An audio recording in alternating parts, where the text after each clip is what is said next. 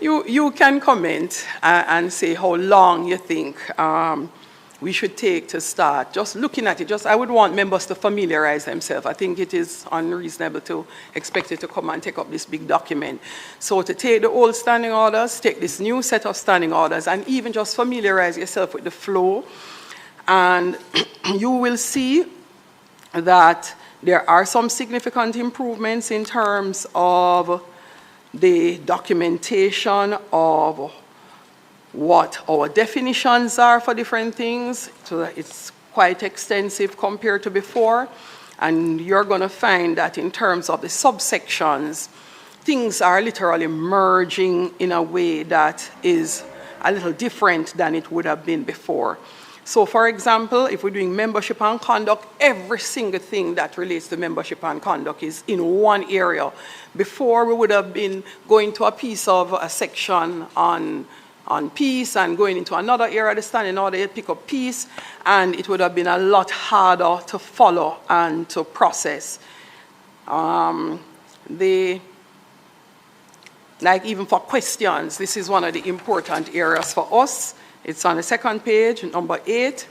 Nature of questions, notice of questions, supplementary questions, withdrawal of questions. So every single thing to do with questions is now in one section, which would not have been the case with our previous standing orders.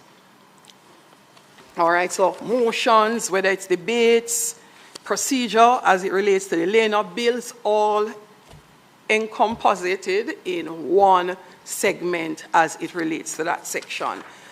All right.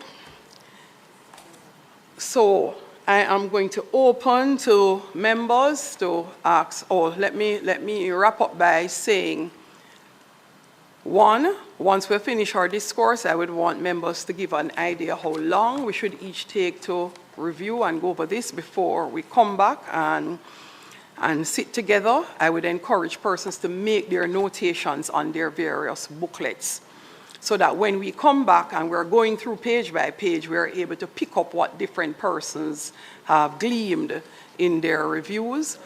And after that, the next segment, or if members choose for that to be the very next meeting, we have the CPA representative, Sean, what's Sean's last name? Kinsey. He was the person who did the training session with us. So for those who came to the post-election seminar, they would have met Sean. He is going to be available. He will join the meeting so that whatever questions we ask, if we have queries, we have a support person to assist. It has saved us a significant amount of money because we have not had to pay a consultant to help with this process, and it has saved us a significant amount of time. However, the intention is not that we take this en bloc, because at the end of the day, it is our standing orders.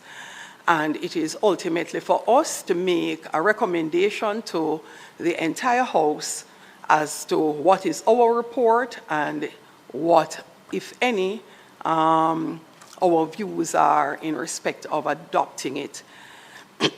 Once these are tabled on the desk, as we have so done, I would also like members to weigh in on whether or not, while we are going through this process, you think we should engage other members of the House, or if you believe we should leave it to just the committee members. All right, so I would love to hear your views in that regard. So, members, let me start with Member Paulwell. Thanks very much, Madam Chairman.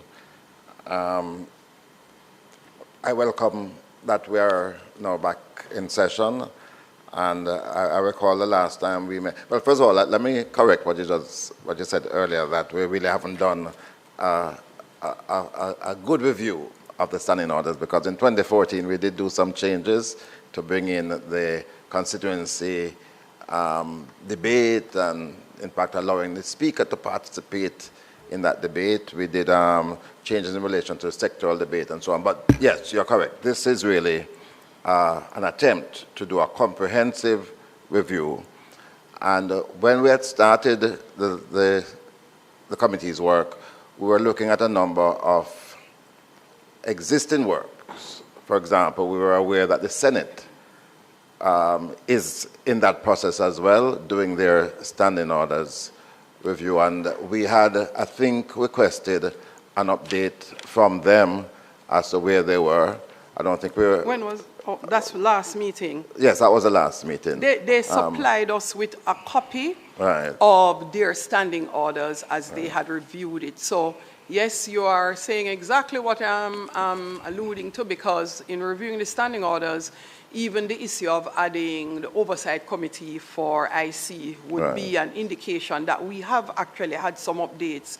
But yes, my right. view looking at the standing order over the years is that right. we have not actually had a significant overall, upgrade. Yes. And it's not going to significantly overall in that standing orders really aren't supposed to be changed willy-nilly.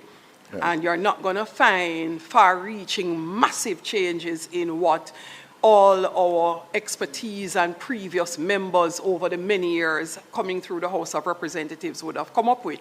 Yes. But yes, this structure and flow does help. So my question is in relation to what we have here. Is this a draft from the CPA, or it would be good to know where these provisions are coming from? No, so these are from our own standing orders over the last 8 months. The CPA, along with the clerk, the legal counsel for the parliament. I have gone to 2 of the meetings so far on Zoom, and it really is to just listen to the presentation. I remember I had some queries elements of bills and 1 or 2 other queries as I went through and listened to the preliminary. Right. So this body of work is from... So over the 8 months, yes. Guided by the CPA, and what they have done is to look at best practice across the Commonwealth, along with our constitution, our own standing orders, and to help to reorder the flow, the ease of understanding, and areas where persons would have identified issues raised by us in the House, but not updated in the standing orders, would have also been brought to the fore. Let me see if I can think of one of the examples that we have had. So when we are doing some debates, we would probably say, let's move a motion that we are going to allow, say, constituency debates, instead of being 15 minutes to be 30 minutes. And we would move a motion at the beginning of the period, which ends. So the next year, when we come back, if we're going to do that, we have to move a motion again, because we really haven't adjusted the standing order. So issues that were identified as coming up by us consistently would have been added as a suggestion for us to take a look at. And so basically, that is how it would have been drafted. So I have to thank the clerk, the legal counsel for the parliament, and those who would have had extensive knowledge of the standing orders, like the assistant or deputy, not deputy clerk, assistant, as the deputy clerk would have been fairly new at the time. And the idea behind it in getting that preliminary draft is to make sure that we have a very non-partisan approach to what is the Commonwealth benchmark or best practice standard. If you remember, they had done a benchmarking exercise on our parliament and would have come up with some suggestions, and it was circulated. And that was the idea, really grounding, getting us to this place. And one of the very important things for us is, when you read the standing order, everybody should hopefully understand the same thing. We would read the standing order sometimes, and it's not supposed to be high science in terms of the wording and the verbiage. So the effort was made to simplify the language so that even the common man on the street, if they take up our standing orders, would understand what it is that each of the items in our standing order is saying. So that was the idea behind it. And just finally, before Member Brownberg comes in. No, well, it is based on whose mic came on first, second, and third. So go continue, Member Paul. Right. Just a quick question. Is the approach to go one whole hog and do the entire overall, or can it be done in piecemeal, starting with what we regard as the most important. That's No, one question. And secondly. No, I want to answer before you okay. secondly. Write down secondly, please. I'm going to tell you why. Remember when we took up this exercise last sitting with the Standing Orders Committee, we were going to look at the standing order one line item at a time, going down 1 point at a time. And we realized that that would have taken us forever. The way these are drafted, it would have to be a composite document because it is not like our old standing order slightly adjusted. Literally, it's a full revamp. And the ordering is revamped, everything is revamped. So that's why the thought process from the chair here was to say, look, let us take this entire book, take our existing standing orders, and each of us make our notations as we go through. When we come, look at the table of content at the front, members. When we come to go through, based on how this table of content is done, literally it means, even if we wanted, as Member Paul is asking, to take segments, it would mean that we'd have to say, all right, our concern is about bills, or our concern is conduct. It would be a little different than the way it would have been before. So we literally will have to look at this entire body of work, make whatever additional adjustments we would want to make. Like, for example, I will say, remember Oversight Committee had an adjustment for review of the reports coming out of, say, the Integrity Commission. Based on the discussions I've heard at the Joint Select, even the Integrity Commission said, look, we do not have anyone that we send our reports to. That, in their estimation, was a flaw. In here, we have included it to say they would be required, if the membership are of that view, and the members of the House are of that view, that those persons would submit their reports to the Oversight Committee for review. In the same way that members and other civil servants required submit their reports to the Integrity Commission.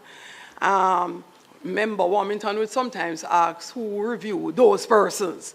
And so in these standing orders would have been notations to do that adjustment. And members may look at it and say, okay, it needs to go less, it needs to go more. So you will look, when you're going through, I would say to definitely take a look on the role and function of the various committees. One would include the Integrity Oversight Committee.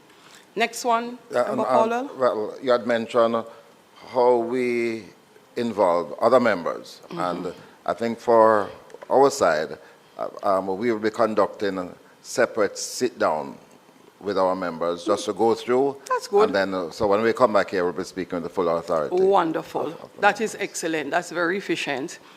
Next person is Member Warmington. All right. There's one addition I need to have made to the standing order. The issue is that there's nothing like penalty in the standing order as it relates to people who appear before committees. I've been in committees where... hold on, miss something. There is nothing like penalty in the standing order for? Yeah, I've looked through quickly, never before, where you have people appear before the committee and before committees and questions are asked and tell the plain, I'm not going to answer. I'm not going to respond. Or the committees are treated with contempt, where people are asked to appear and they just don't appear. Like there are 3 weeks the JPS did not appear.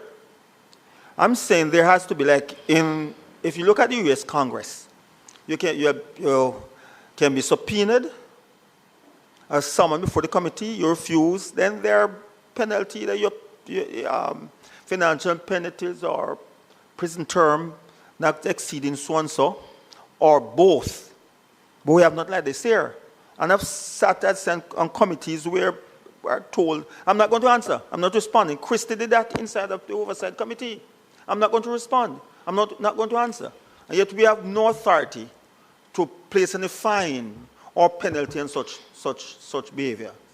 So we need to include inside of here that we're not treated with this type of disregard and contempt by members.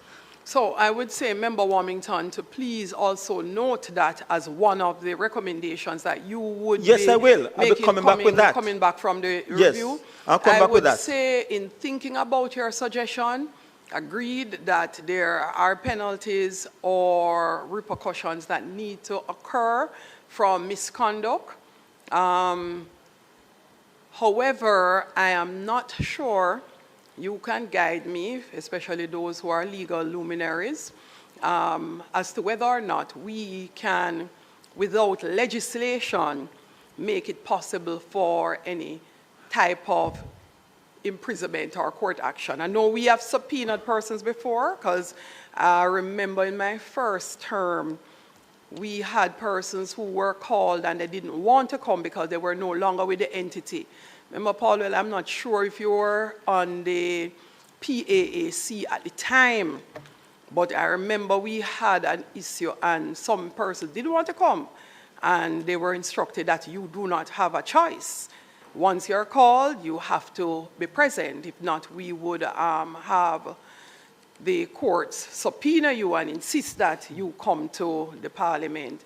So, Member Warmington, I agree we need to make that a lot tighter.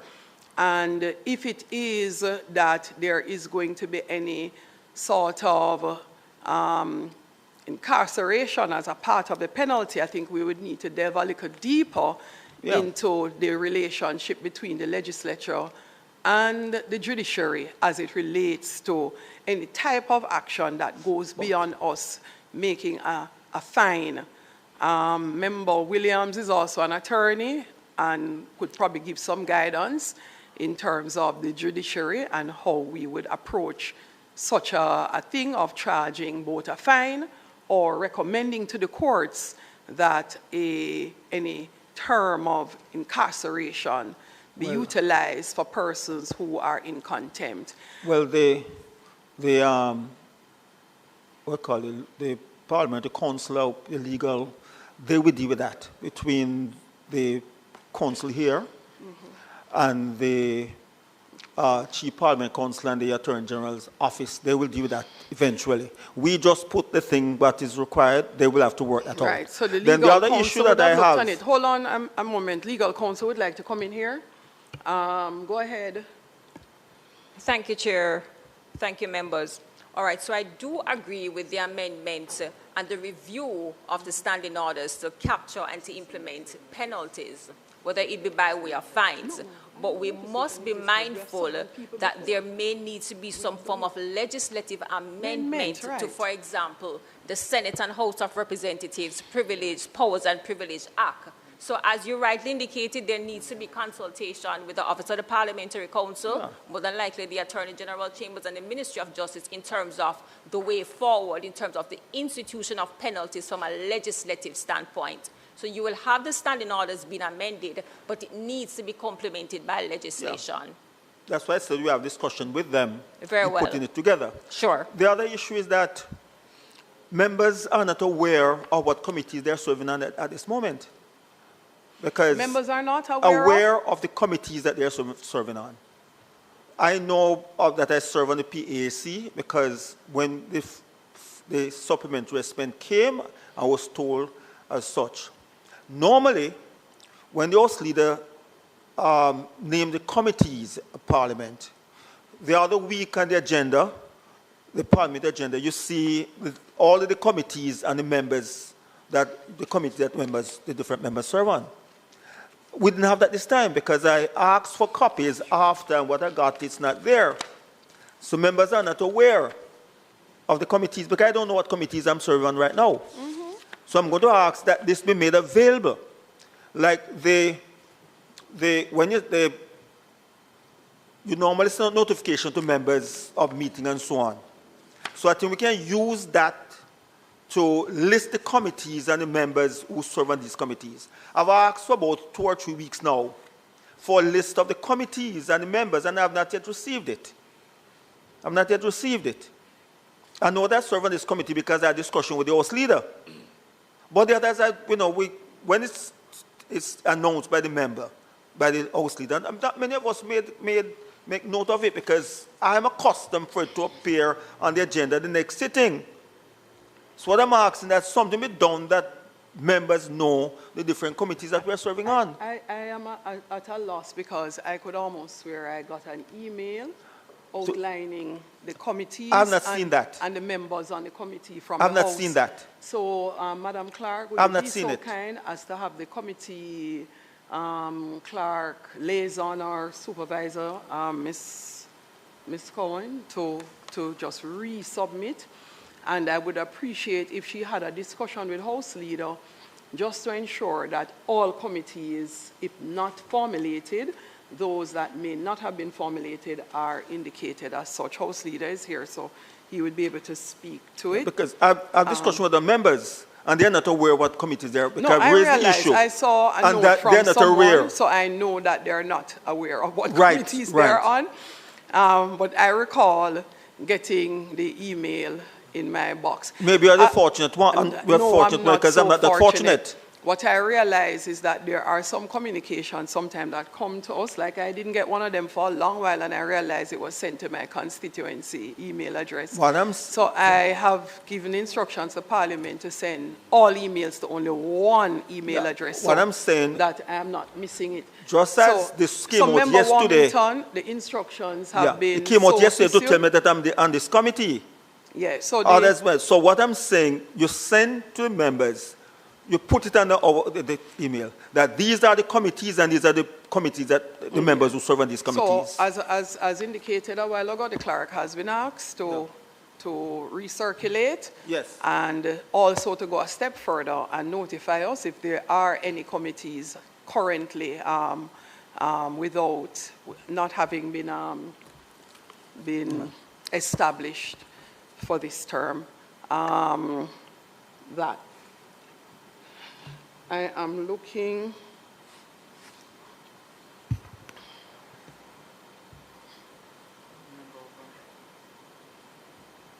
Member Brownberg. I'm looking for page 4. I'm going to look for it, Member Warmington, but the newly redrafted standing orders contemplate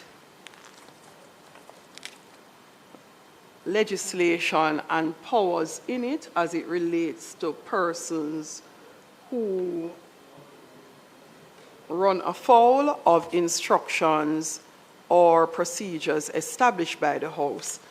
I'm going to locate it and find it and read it for you.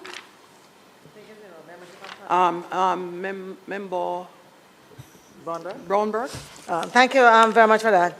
Madam Chair, I also want to add my words of appreciation to the members of the Commonwealth Parliamentary Association, both for the sessions that were held, which were very informative, very useful, and for the work that they have done in terms of helping us to get this far with members of staff and so on. I appreciate that.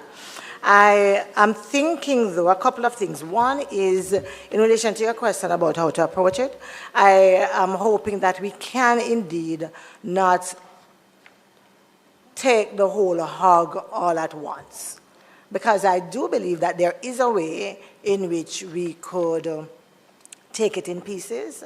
Not necessarily, you said last time they were each provision one by one, but that's not necessarily what I'm thinking. We have 14 parts, plus the appendices and other stuff. If we decide say, that we are going to do it in 5 sessions, for example. No, that wasn't the intent. When I said we would have to take all of it, meaning we would have to finish the process, not that we would do it in one session. Okay. Okay. No, man. Yeah. Okay. Not that we would do it in one No. session, but it wouldn't be where piecemeal we only looked at and submit to the House we one are segment. We are at one. Right. We are so at one it may even take us 10 sessions. Right. But Yes. it means that based on how it is designed and formulated, we would have to complete the process of reviewing. Okay. Agreed. the I'm standing in orders. total agreement with that. All right. So that's one. I'm going to give you an example of Don't why. give me, because I agree with you. Yeah, you agree. Everybody in agreement? Everybody? It's I have to clear. make sure, you know, that It's the membership, either majority or everybody. Look here, I am making sure, you know, that So I will give you an example, like if you look at Everybody Standing agree Order with you, 12 Everybody agree. and the current redrafted Standing Order 12, and you can compare it to Standing Order 35 in the revised document. So if you notice before, when we couldn't make any adjustments, we used to go alphanumeric designation to be able to chuck in something new. Now, the Standing Orders revise. For example, if you look at it, 73A, one section separate, B, 73C, going down. And it would now relate to the various committees. No, yeah, and it would continue if we decided to introduce new committees that these standing orders apply to, these provisions apply to. Madam Chair, I've not made sufficient notes, so when you stop and go on a little while, sometimes I'm going to forget, and I don't want to be able to forget. Go ahead. The items that I want to bring to your attention. Go ahead. The other, I am not sure from what you have said whether it was that the benchmark documents were distributed in the last iteration of the committee, but I do believe that it is a document that this committee, the members of the committee at this point, that would serve us well. If we could look at any of the prior documents, whether it is the benchmarking documents that we came up with on the basis of which this was done, rather than only looking at the final document. I'm one of those, I like to see some of our background documents that have brought us this far, so I can also do some comparison. So I'm asking if that could be made available. That's one. I also am thinking that I look at it and I see some I know that one of the things we have been struggling with, which we had a long conversation around in the sessions that we did for the post-election seminars that we had, was around the role of the speaker and the judgment of the speaker.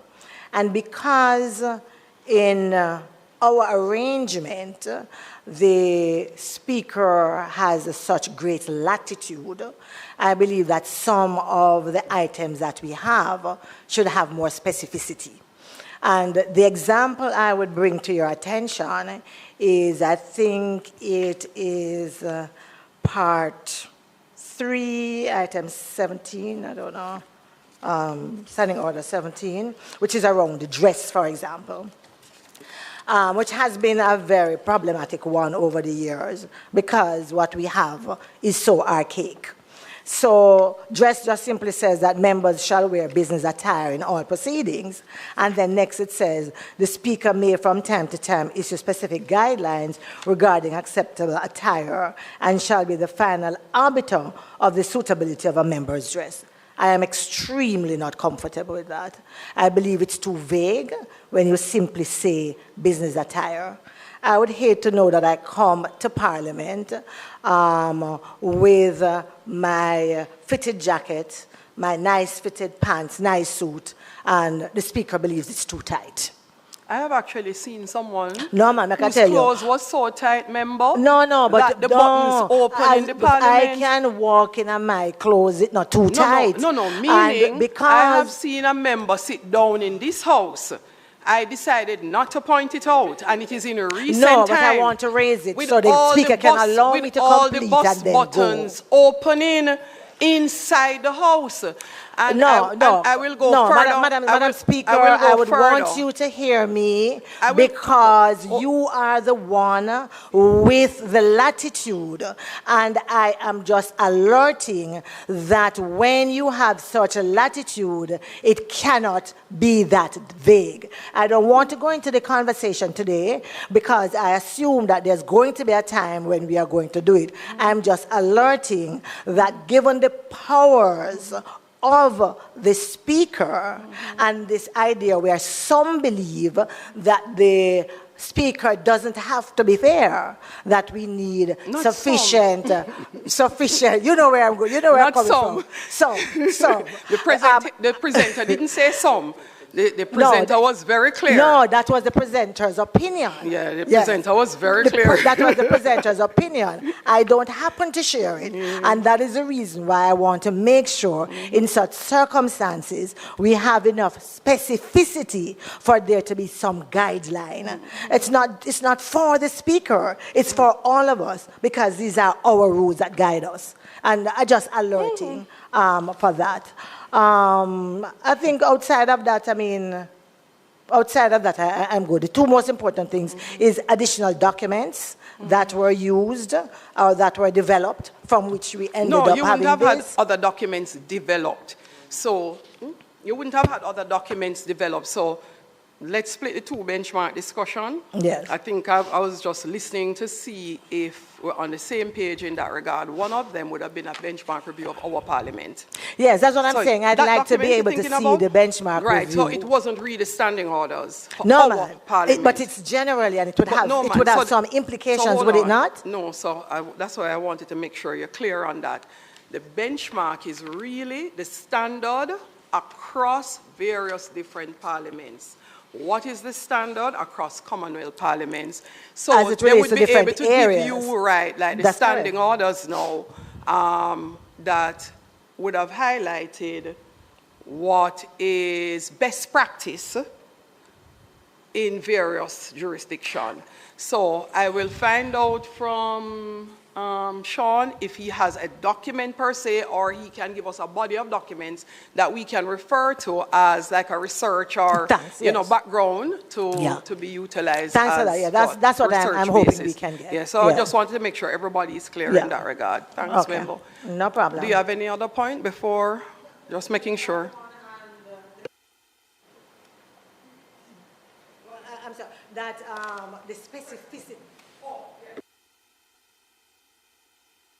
All right, let me answer that as well. As it relates to specificity required, there is no parliament anywhere in the world where the speaker is going to have such specific guidelines for everything that, I'm just saying this generally. Such specific guidelines for everything. So much so I'll say to you, in even going into Trinidad and Tobago when we visited, the speaker in Trinidad and Tobago uses what she called at the time speaker's notes. I think that's what it's called, huh? I'll explain what it, remember.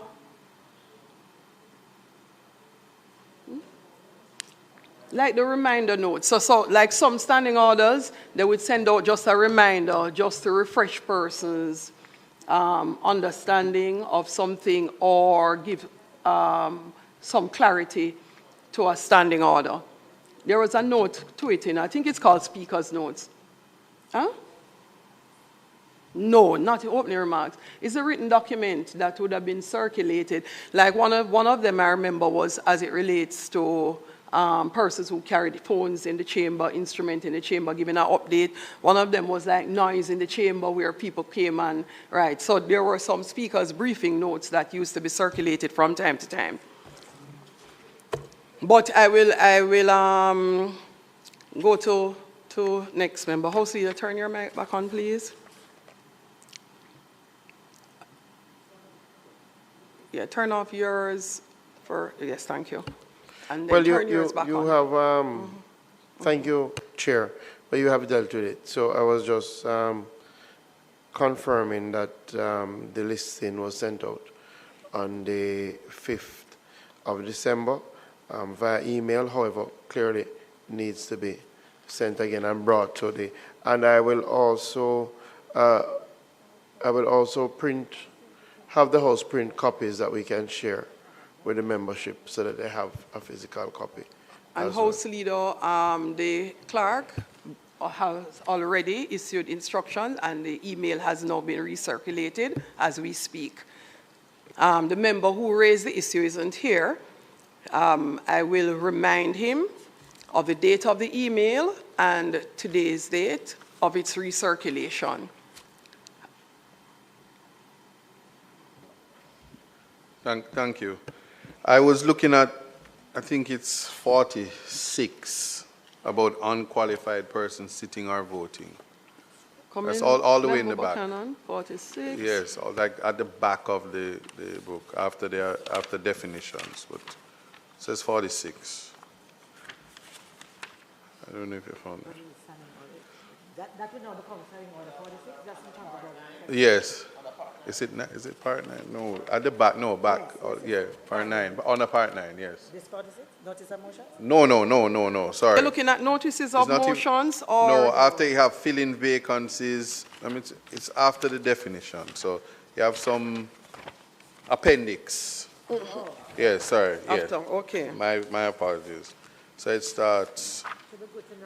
It's Yeah. understandable because you're looking at this document. For the first time, yes. Right, so at 46, it speaks about unqualified persons. And then I noticed that the penalty was of £10. So we're updating the standing orders, and I'm just so confused. Right, so I don't know if it was, right. No, so I'm not being pedantic, but as I see it there, yes, just... and that is part of why you're going to be sitting, and everybody should pick up something. Yes, an issue and another and another and another. And that's why I threw it out that at the end of today's committee meeting, it would be good to see if we would want to share it with members, or members who desire, just love standing orders and desire to want to be a part of the process. I would want the committee to decide, because once tabled here, literally it's tabled as a committee document, which means they can ask for a copy if they so desire.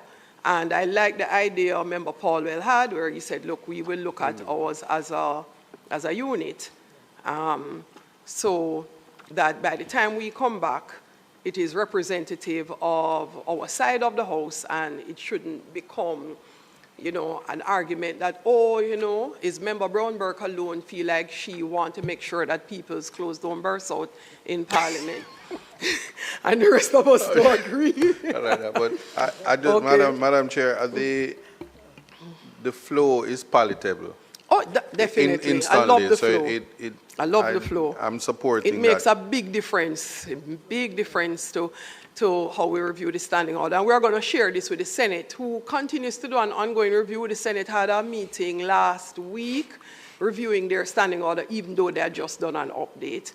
And before we even go far with this, just for the benefit of the flow and for them to appreciate, if they want to continue to look at their standing order, CPA stands ready to work with them. Generally, for democracy, for entire legislature, it doesn't prevent the Senate from having the benefit of these resources right now. Thank you. Yeah, that's just a general comment. Thank you.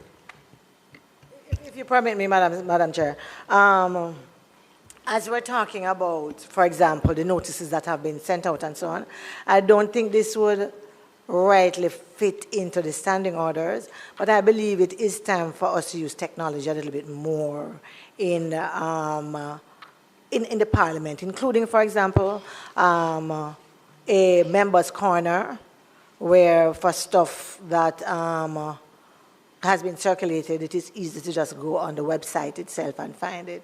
Sometimes they're not updated early enough. Sometimes some of the stuff that I certainly would want to find or can't remember where it is, who sent it, what was the subject, that it could be found. So maybe that is something that we could look at as well. Definitely use of technology is something that we will have to look at, because our existing standing orders, when I read them, it's very clear to me that there was no intent to rely on technology. The intent was to make sure that you're handing the stuff at the house, not that you send it via WhatsApp or email. And with today's day and age, yes, almost all parliaments are moving in that direction. That does present some challenges for us as well. House Leader, you would not have been there on our last day, but we're also going to have a discussion with you, because some of the issues we're having at the Parliament in terms of our own efficiency, in terms of our administrative back office, significantly has to do with the resources at our disposal at the Parliament to be able to manage the day-to-day functions and to be able to offer the support that we would like to offer at the level of the clerk to the two chambers. One is the opposition leader recently spoke about our website not being updated on time. We don't have the resources to be able to do so. As we speak, the Speaker's office, the plugs don't work. The last time we had a JPS power cut, parts of the Parliament never came back. And it means that at some point, instead of, and when you take a look, you will realize that our budgetary allocation for the Parliament prior to my time, prior to this current clerk time, was actually going back to the Ministry of Finance. So we have taken far greater steps in terms of strategic planning and thought, in terms of our org structure. We have actually looked at and engaged a consultant and reviewed the org structure of the Parliament. We are going to need that support to be able to put in place what members need to be able to more efficiently execute their duties. So in other parliaments, like when I visited Trinidad, they had 6 legislative council there to support members who need to do research and help to write papers. We don't have that.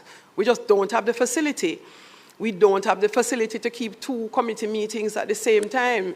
There are other parliaments where it is okay because it's in their standing order that they meet off-site. Our standing orders require that we meet here for the purpose of Hansard. Another thing we would want to contemplate when we're reviewing these standing orders is the use of technology for the purpose of Hansard. We don't have that. We are in trouble because even for us at the Parliament, we looked at approaching Trinidad because they have a significant amount of Hansard writers and stenotypers. We don't have it. Both our courts having a problem now and our Parliament is having a problem.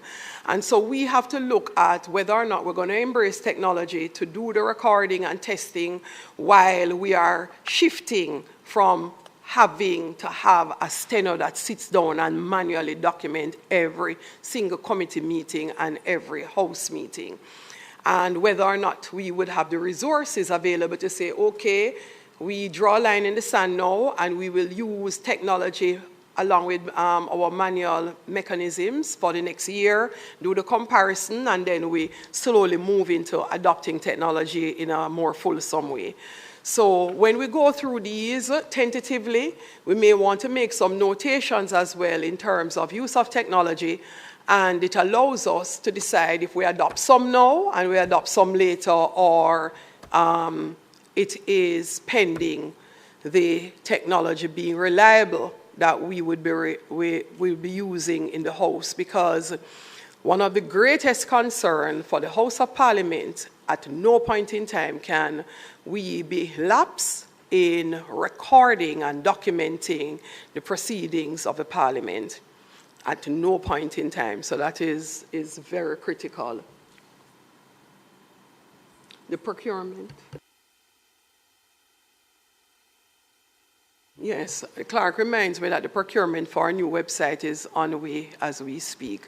We literally have done a proper strategic review, has been presented to the Ministry of Finance. When we did the seminar, the CPA post-election seminar, I said that you may have a speaker who is not an attorney, but the benefit is at least you have a speaker who would have been in business and accounting, which actually helps with some of the reorganization that is required in our back office so that we can better serve the Parliament and better execute in terms of our administrative functions. And there is a gap, there is a funding gap, House Leader. We had written a document to the previous House Leader to take to Cabinet. We do not know if it ever got there. And we are going to be coming to you, House Leader, and we really need the support for the executive to give us the necessary funding, support, and not be in a position where we feel as if the Parliament is less than any other ministry, agency, or department of government. Is one of the key instruments of us being able to function as a government. And when I say government, I mean all of us, both sides of the House. Member Paul, well, and then Yes, Madam Chairman, I know we are approaching the end of the meeting. I just want to make a request to facilitate the work that I indicated we will be doing. If we could get soft copies of the proposed draft, and also, as these are the two documents that are current, the existing one and the proposal, it might be useful if our Chief Parliamentary Counsel could cross-reference. No, so we thought about that. Number one, we don't want to issue electronic copies yet because these are draft standing orders, and even the old one we have, I literally had to convert it myself so that nobody's out there ending up producing these documents that do not comply with the standards that we have issued. We thought about it, and legal counsel thought about it. So, Member Paul, I'm going to take the note down, and we're going to have some further discussions on it just to make sure that we're not being overly too cautious. But it was contemplated, and we decided, no, we would circulate them in paper format and persons write on them. It's just so expensive to do that. I know, but that is the way. I want to be very careful so we don't end up with different versions of this document or things that are edited otherwise and we are not aware. So that was why the decision was to go manual. And for the committee, I really do not want us to sit down and wait on the Parliament's administrative arm to do the comparison, because I know they're already overwhelmed, and I really am eager for us to start this process. So let's take it piece by piece now. So what we could do is, like, you could say, all right, let me take presiding officer, or let me take, and we will go through this and match it, and then I can say, all right, I'll take membership and conduct, and Angela take decisions of the House, and Buchanan take bills, and then see how best we can do some matching back there in the interim. I do not necessarily want to pass this task on to them unless I know that we have the capacity to be able to do it. I don't want them to delay us. So I'll get back to you with a response in that regard. We'll still ask, because nothing asked, nothing ventured, nothing gained. So I'll still ask them, but I don't want us to have the excuse of waiting on them. This morning's PAC meeting would have been sufficient guidance that they still have some work to do in terms of catch-up. Thank you, Chair. All right, there's a couple of matters. I'll probably start with where Member Paul left off, and having heard your response, if not clause by clause, if even a brief that goes with this, that indicates what have been the changes. I've asked the clerk to prepare that. I think that would help. So I've asked for that. Member Paulwell, so the clerk was already, and legal counsel. I've asked them at a minimum, we don't want it to be that something is hidden in here, we read it and it sounds reasonable, but it really wasn't in our old standing orders, and we don't pick it up. So I've asked them to put together at least a summary so that we know for sure that every single change that has occurred that adjusts our previous standing order, we are aware of what those changes are, so we can read that in summary format. So yes, House Leader, that was requested.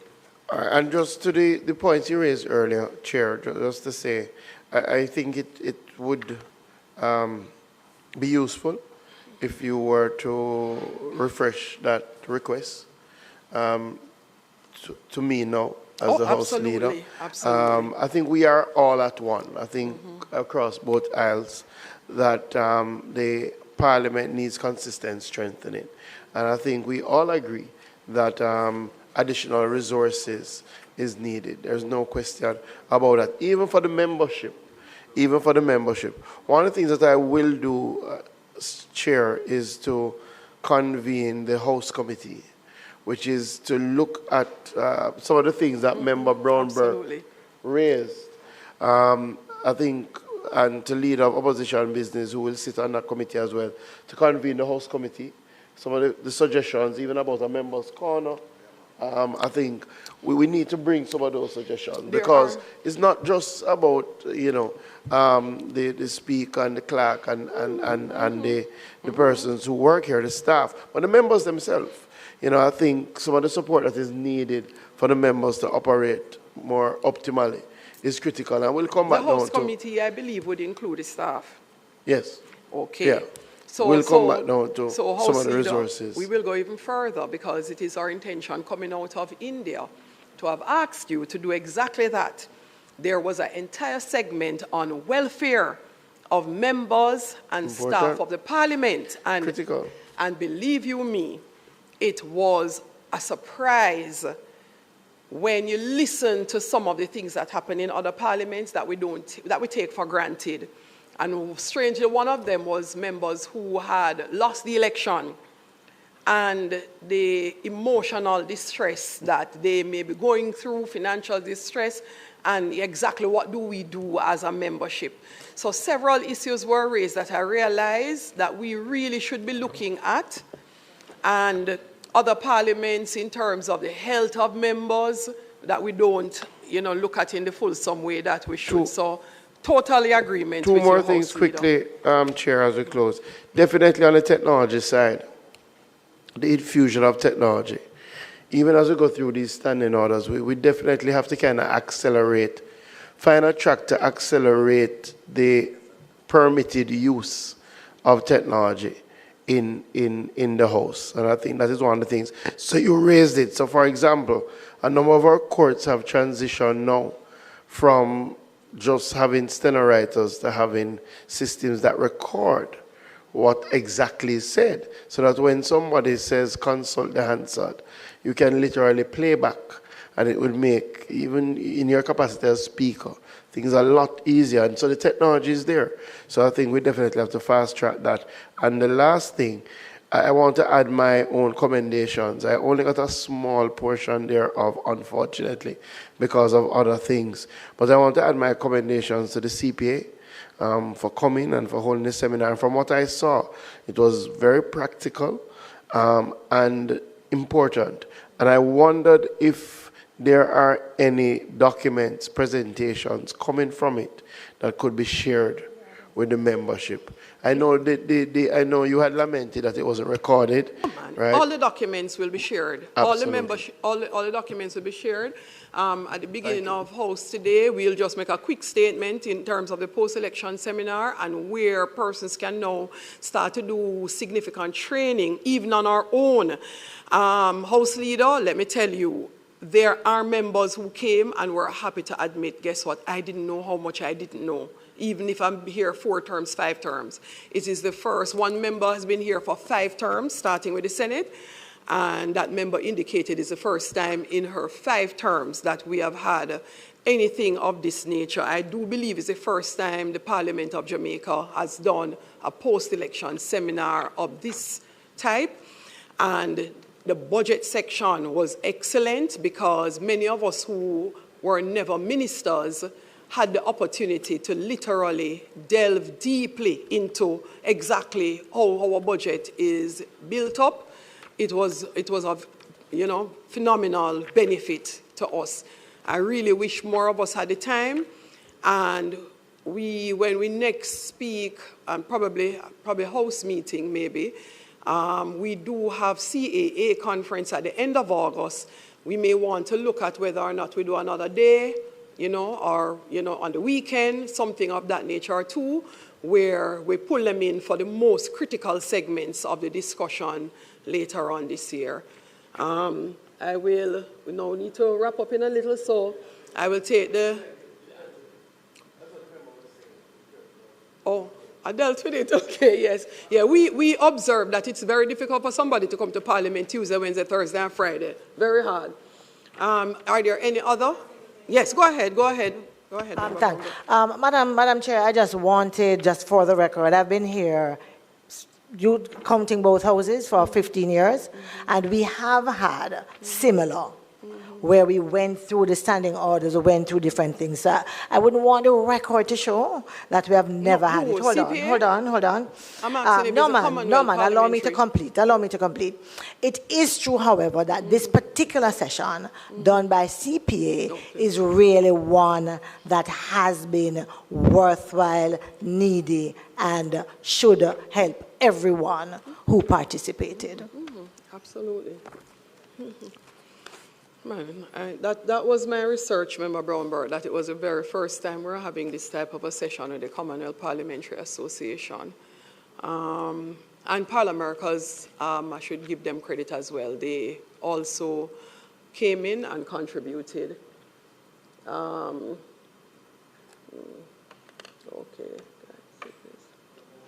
The budget debate ends March 24, so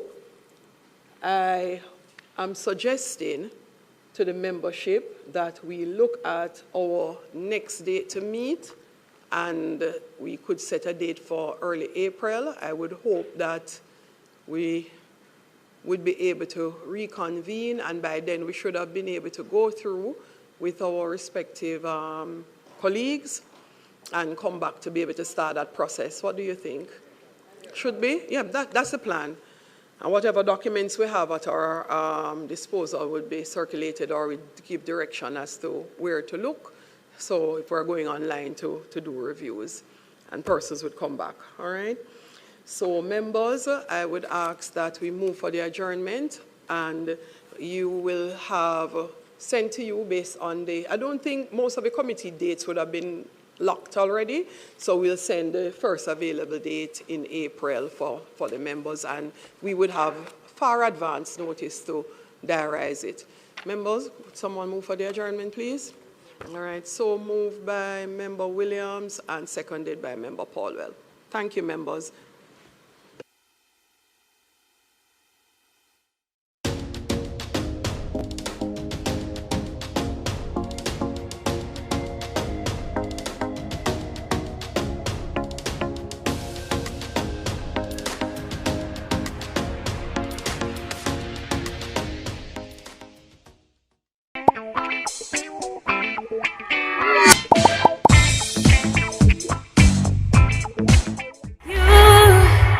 You never put up a fight, no.